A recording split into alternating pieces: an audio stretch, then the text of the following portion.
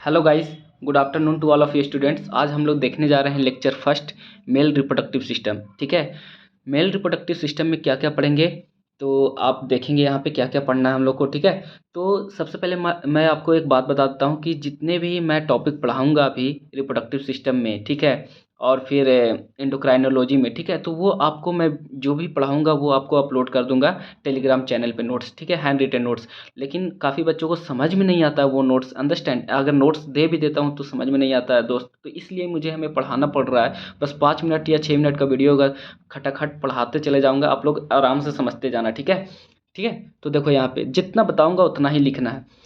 Reproductive organ included, देखो mail reproductive system में क्या क्या है। Reproductive organ included primary sex organ and second accessory sex organ, secondary नहीं एसेसरी सेक्स ऑर्गन। ठीक है, तो प्राइमरी सेक्स ऑर्गन में क्या क्या आता है दोस्त, टेस्टिस आता है। Testis are the primary sex organ in the male. और टेस्टिस जो मतलब कि कहने का मतलब है कि जो प्राइमरी रिप्रोडक्टिव ऑर्गन होते हैं जो गैमेट प्रोड्यूस करते हैं उसे हम लोग गोनैड्स कहते हैं, इतना समझ लो। जो जो जो गैमेट प्रोड्यूस, अब गैमेट क्या है, तो जैसे स्पर्म हो गया एंड ओवम हो गया, ठीक है, एग हो गया, तो वो गैमेट हो गया, और जो गैमेट प्रोड्यूस करते हैं उसे हम लोग गोनैड बोलते हैं। तो प्राइमरी सेक्स ऑर्गन टेस्टिस हो गया, तो टेस्टिस से गोनैड हो गया। ठीक है, तो testis are the primary sex organ in the male. Accessory sex organ आ गया seminal vesicle, prostate gland, urethra and the penis. These all organs are considered as the accessory sex organ. Accessory sex organ मतलब कि ये अपना ये है जो gamete produce नहीं कर रहा है दोस्त, गैमेट तो प्रोड्यूस कर रहा है टेस्टिस, तो इसी को हम लोग प्राइमरी सेक्स ऑर्गन बोल रहे हैं, इसी को गोनैड बोल रहे हैं। ठीक है, अब रिप्रोडक्टिव ऑर्गन देखो दो तरह, एक्सटर्नल जेनिटालिया एंड इंटरनल जेनिटालिया। एक्सटर्नल जेनिटालिया कहने का मतलब जो बाहर से दिखता है, दैट इज कॉल्ड एक्सटर्नल जेनिटालिया।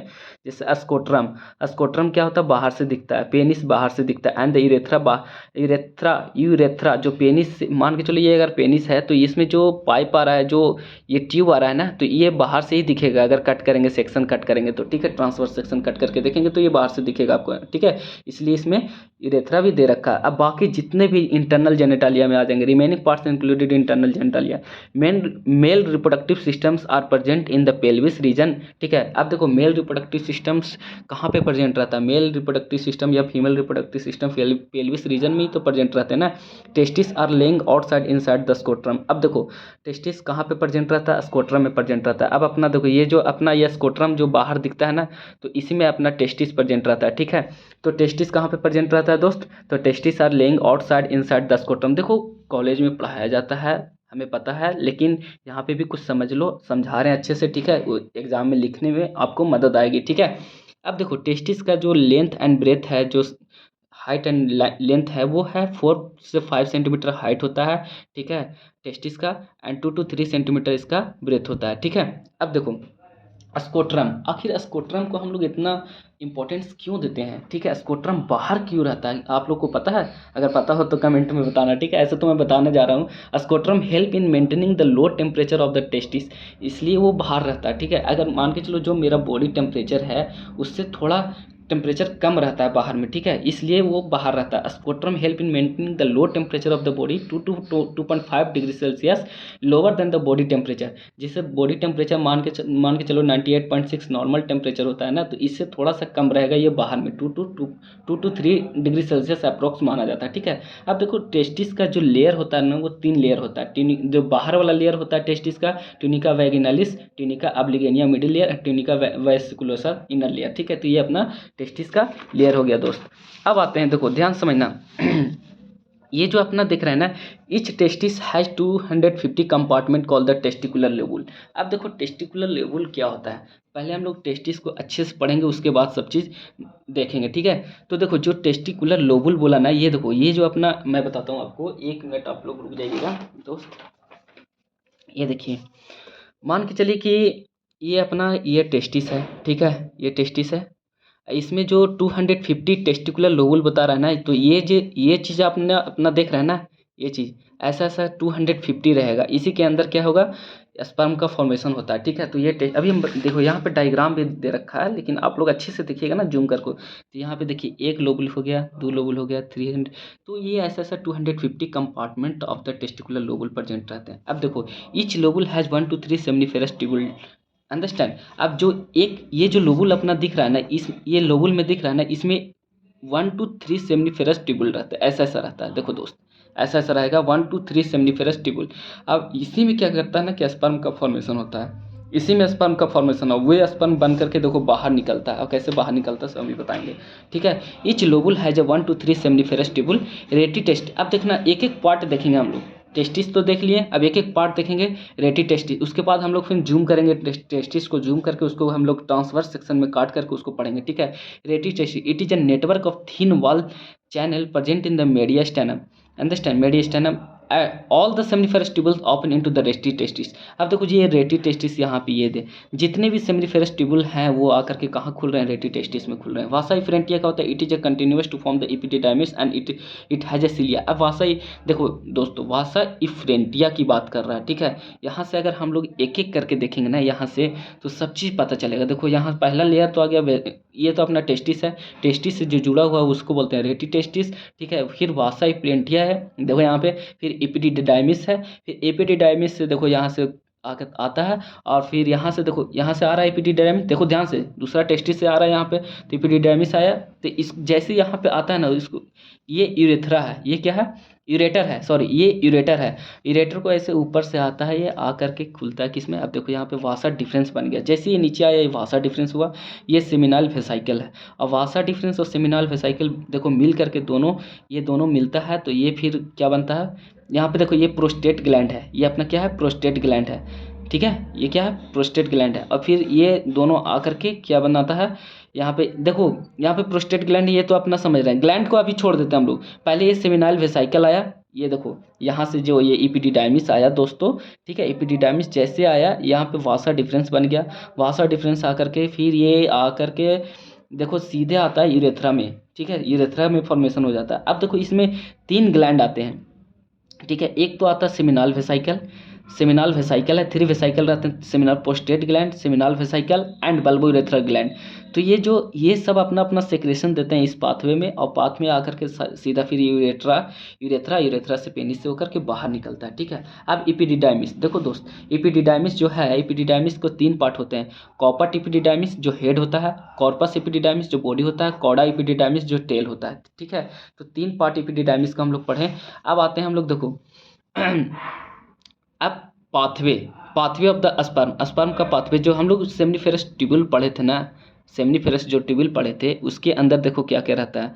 ये जो हम लोग क्या बता रहे थे ना कि जो ये अपना ये जो हम लोग पढ़े थे ना इसके अंदर, ठीक है, इसके सेमनीफेरस ट्यूबुल के अंदर जो ये फॉर्मेशन हो रहा था, ठीक है, इसी के अंदर बता रहे थे कि स्पर्म का फॉर्मेशन हो रहा है। तो यहाँ पे देखिए स्पर्मेटोगोनिया सेल एक प्रेजेंट रहता है, एक सर्टोली सेल प्रेजेंट रहता है, कहाँ पे, सेमनीफेरस ट्यूबुल में। देखो ये डायग्राम आपको ड्रा करना होगा, सेमनीफेरस ट्यूबुल में क्या रहता है, स्पर्मेटोगोनिया और सर्टोली सेल रहता है। सर्टोली सेल को सस्टेनिकुलर सेल भी बोलते हैं, इसको नर्स सेल भी बोलते हैं, ठीक है। अब ये देखो, और स्पर्मेटोगोनिया सेल है उसको हम लोग मेल जर्म सेल भी बोलते हैं, ठीक है। और यही स्पर्मेटोगोनिया सेल क्या करता है, help in production of the sperm. और ये जो सर्टोली सेल और सस्टेनिकुलर सेल्स है, ये नर्स सेल है, ये नोरिशमेंट प्रोवाइड करता है किसको, स्पर्म को, जो ये स्पर्म प्रोड्यूस करेगा ना उसको नोरिशमेंट प्रोवाइड करेगा। अब देखो pathway of the sperm release, हम जैसे समझा रहे हैं वैसे एग्जाम में लिखना है दोस्त, क्योंकि बहुत सारे स्टूडेंट को तो नोट्स मिल जाता है लेकिन उसको समझ में नहीं आता है दोस्त, ठीक है। Pathway of sperm release, seminiferous tubule, ध्यान से देखना, इधर जो हम लोग पढ़े थे सेमनीफेरस ट्यूबुल, ठीक है। सेमनीफेरस ट्यूबुल से कहाँ आता है, रेटी टेस्टिस आया, फिर उसके बाद वासा इफ्रेंटिया, फिर वासा इफ्रेंटिया से एपिडिडाइमिस वासा डिफरेंस से एम्फुला से एजुकेटरी डक्ट से यूरेथ्रा, ठीक है। अब देखो when duct of vasa deferens and duct of seminal vesicle both combine to form the ejaculatory duct, हम बता रहे थे ना कि जब यहाँ पे एपिडिडाइमिस आता है और वासा डिफरेंस, ये जो अपना वासा डिफरेंस है और ये सेमिनल वेसिकल है, ये दोनों मिलकर के क्या बनाता है, एजुकेटरी डक्ट बनाता है, ठीक है। क्या बनाता है दोस्त, एजुकेटरी डक्ट। यहीं पे स्पर्म आकर के थोड़ा देर के लिए रुकता है, उसके बाद ये बाहर निकलता है, ठीक है। In children the testis is not fully developed therefore spermatogenesis cells are primitive stage and देखो चिल्ड्रन में क्या होगा, अभी तो उसका जो फुल्ली डेवलपमेंट नहीं होता है ना चिल्ड्रन में, तो उसका स्पर्मेटोजेनेसिस जो होता है वो तो प्रिमिटिव स्टेज में ही रहेगा, ठीक है। अभी बाद में बात करेंगे इसको प्रिमिटिव स्टेज के लिए, ठीक है। अब आते हैं स्टेज ऑफ स्पर्मेटोजेनिक सेल। अब देखो यही इंपॉर्टेंट अपना है, यही इंपॉर्टेंट टॉपिक है, ठीक है, जो एग्जाम में पूछा जाता है। Stage of spermatogenesis cell, spermatogonium, primary spermatocyte, secondary spermatocyte, spermatid, ठीक है। अब देखो इसमें ये जो स्ट्रक्चर है ना, ये सब चीज़ बताएगा आपको, ठीक है। पहले देखो ये जो लेयर है अपना बाहर, बहुत सारे देखो, जैसे मैं आपको बताता हूँ, 1 मिनट आप लोग रुक जाना, ध्यान से आप लोग पढ़िए, ठीक है, जैसे बता रहा हूँ वैसे पढ़ते जाइए। ये देखिए, ये जो अपना स्ट्रक्चर जो है ये वाला, इसको हम लोग पढ़ेंगे सबसे पहले। ये जो बाहरी वाला जो लेयर, देखो ध्यान से देखना, ये एक लेयर है, ये ये अलग अलग सब टेस्ट, ये देखो अलग अलग सब टेस्टिस का ये अथी है, ठीक है। एक टेस्टिस है, टेस्टिस के अंदर सेमिनिफेरस ट्यूबुल डक्ट है, उसके अंदर हम लोग ये चीज़ देख रहे हैं, ठीक है। तो ये चीज़ में देखो, अब बाहर से जो आता है ना, इसके अंदर मान के चलो ये एक अपना क्या हो गया, देखो ध्यान से समझना दोस्त, ये जो बाहर में जो इसके अंदर जो ये चीज़ दिख रहा है ना, इसको बोलते हैं इंटरस्टिशियल सेल, ठीक है, इंटरस्टिशियल सेल्स। और इंटरस्टिशियल सेल को हम लोग लीडिंग सेल भी बोलते हैं, और present between the seminiferous tubule, ये हम लोग सेमनीफेरस ट्यूबल है ना, तो ये सेमनीफेरस ट्यूबल के देखो, एक ये सेमनीफेरस ट्यूबल हो गया, एक ये हो गया और एक ये हो गया, तो सेमनीफेरस ट्यूबल के बीच में ये लीडिंग सेल प्रेजेंट रहते हैं, ठीक है। लीडिंग सेल को हम लोग इंटरस्टिशियल सेल भी बोलते हैं, ठीक है। अब इसके अंदर जो, अब इसके अंदर एक सेमनीफेरस ट्यूबल के अंदर देखो स्पर्मेटोगोनियन रहेगा, स्पर्मेटोगोनिया आगे दिख रहा है, देखो देखो ध्यान से देखना, स्पर्मेटोगोनियम जो 2n होता है, 2n कहने का मतलब कि ये डिप्लॉयड हो गया, ठीक है। अब देखो इसके बाद है प्राइमरी स्पर्मेटोसाइट, ये भी डिप्लॉयड है। सेकेंडरी स्पर्मेटोसाइट ये हैप्लॉयड है, एन हो गया।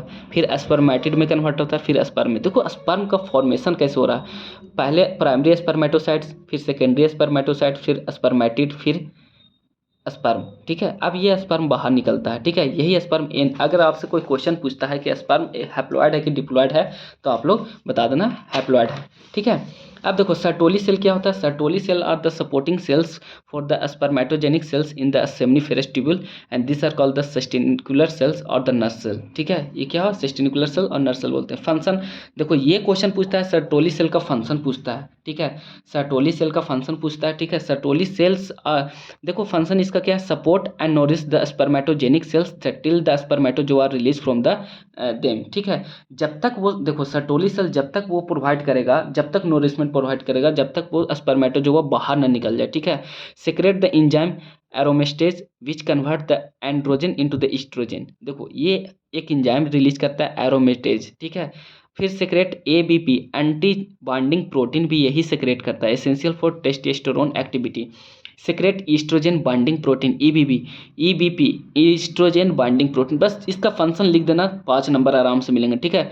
सेक्रेट इनहिबिन प्रोटीन, ठीक है, secrete activin protein, secrete Mullerian regression factor, ठीक है। ये सब अपना फंक्शन था किसका, सर्टोली सेल का। अब फंक्शन ऑफ टेस्टिस का फंक्शन देखो, आई थिंक इसका फंक्शन, ये तो स्पर्म का प्रोड्यूस ही करता है, तो इसको तो फंक्शन ही क्या देखना। अब देखो स्टेज ऑफ स्पर्मेटोजिन, ये 10 नंबर में क्वेश्चन पूछेगा आपसे, ठीक है, 10 नंबर में स्टेज ऑफ स्पर्मेटोजिन, और सबसे इंपॉर्टेंट क्वेश्चन यही है, ठीक है। Stage of spermatogen, spermatogenesis occur in the 4 stage, ठीक है। Stage of proliferation, stage of growth, stage of maturation, stage of transformation. Stage of proliferation देखो अब एक एक करके देखेंगे स्टेज, बस हो गया, ये 2 मिनट का और खिला है, ठीक है। Stage of proliferation, each spermatogonium content diploid number of the chromosome 23 pair of the chromosome, ठीक है। जिसमें देखो जो स्टेज ऑफ प्रोलिफरेशन में क्या कर रहा है कि इच स्पर्मेटोगोनियम, अब स्पर्मेटोगोनियम हम लोग यहाँ पे पढ़ चुके हैं, स्पर्मेटोगोनियम डिप्लॉयड होता है, ठीक है। अब यही देखो each spermatogonium content diploid number of the chromosome 23 pair of the chromosome. हर एक जो स्पर्मेटोगोनियम सेल होता है उसके पास 23 पेयर ऑफ क्रोमोजोम होता है, जिसमें 22 पेयर क्या होता है, ऑटोसोम होता है, और 1 पेयर सेक्स क्रोमोजोम होता है। तो 23 हो गया कि नहीं। During proliferation stage spermatogonium divided by the mitosis without any changes of chromosomal number. ये जब माइटोसिस करेगा ना तो इसका क्रोमोसोमल नंबर चेंज नहीं होता, स्पर्मेटोगोनियम से प्राइमरी स्पर्मेटोसाइट्स में इंटर करता है। अब देखो स्टेज ऑफ ग्रोथ, दूसरा stage, in this stage primary spermatocytes, देखो यहाँ पे क्या चेंज हुआ, स्पर्मेटोगोनियम से प्राइमरी स्पर्मेटोसाइट्स में इंटर कर रहा था।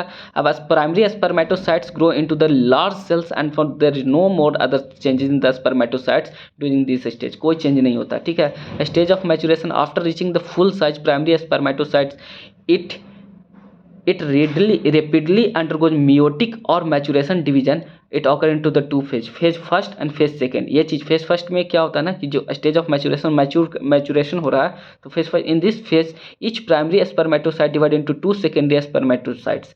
और फेज सेकंड में during this phase on each secondary spermatocyte undergoes the meiotic division and resulting into two smaller cell body that is called spermatid, n बनाता है, अंतिम में n बनाता है। तो ये चीज़ स्टेज ऑफ मैचुरेशन हो गया। स्टेज ऑफ ट्रांसफॉर्मेशन अभी हम समझाएंगे, फिगर से भी समझाएंगे। There is no further division, spermatids are transformed to matured spermatozoa. अब देखो जो ट्रांसफॉर्मेशन होता है ना, वो स्पर्मेटिड क्या स्पर्मेटोजोआ में कन्वर्ट होता है। इसी को स्पर्माइजेशन क्या होता है, after spermatogenesis sperm head become the embedded into the Sertoli cell and finally release in from the seminiferous tubule. Sertoli cell मैं आपको जिक्र कर चुका हूँ पीछे। तो स्पर्माइजेशन क्या होता है कि after the spermatogenesis formation of sperm head become embedded into the Sertoli cell. ये सर्टोली सेल स्पर्म का हेड कहाँ इंटर हो रहा है, सर्टोली सेल में। अब ये जैसी सर्टोली से final release from the seminiferous tubule से रिलीज होने से पहले ये कहाँ सर्टोली सेल में ये होता है, क्योंकि नोरिशमेंट प्रोवाइड कर सके। ठीक है, अब देखो यहाँ पे ये डायग्राम हम लोग देखें, स्पर्मेटोगोनियम 2n है मतलब 46। देखो अब ये डिवाइड किया, डिवाइड करके देखो यहाँ प्रोलिफरेटिव स्टेज में है, फिर ग्रोथ स्टेज में है, फिर मैचुरेशन में है, फिर ट्रांसफॉर्मेशन में। ध्यान से देखना दोस्तों।